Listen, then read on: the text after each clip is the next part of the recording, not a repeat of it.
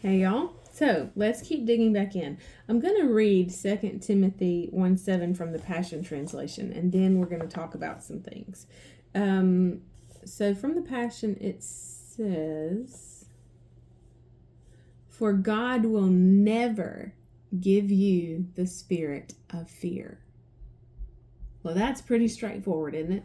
So if you are fearful, if there is a spirit of fear, is it from God? No. And if we know that that spirit of fear is not from God, is that something that we should allow in or that we should get out? We should get it out. If we first, Paul tells us to take every thought captive and bring it under submission to the authority of Jesus Christ.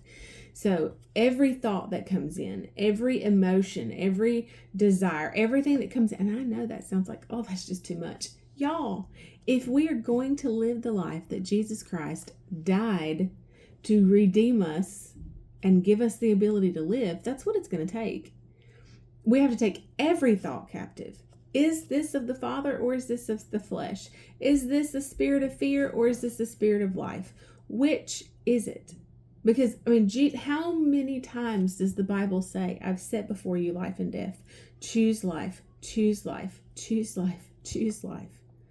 So if he constantly tells us to choose life, then we must have choices to make, right? There has to be a choice in order for us to make a decision to choose.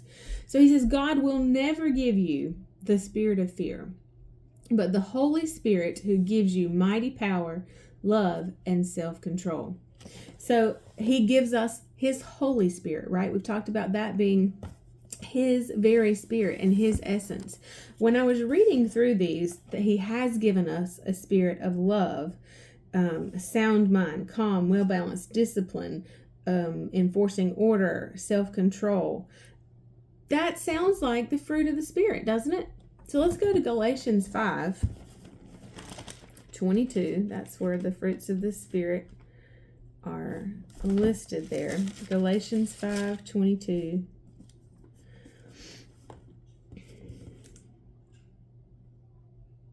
Okay. But the fruit of the Holy Spirit, the work which his presence within us accomplishes. Oh, this is a whole nother message for another day.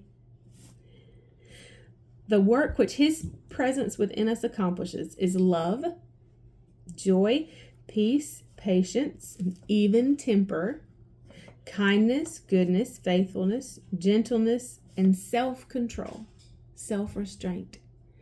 Do you hear any of those same things from the fruits of the Spirit that you have heard from 2 Timothy 1:7? That God has not given us a spirit of fear, but he's given us his Spirit and the fruit of his Spirit. So the work which his presence within us accomplishes is a spirit of love, joy, peace, patience, kindness, goodness, faithfulness, gentleness, and self-control. So it is evident that we can see clearly that his Spirit within us produces this spirit of power, this spirit of love, this spirit of a calm and well-balanced mind, self-control.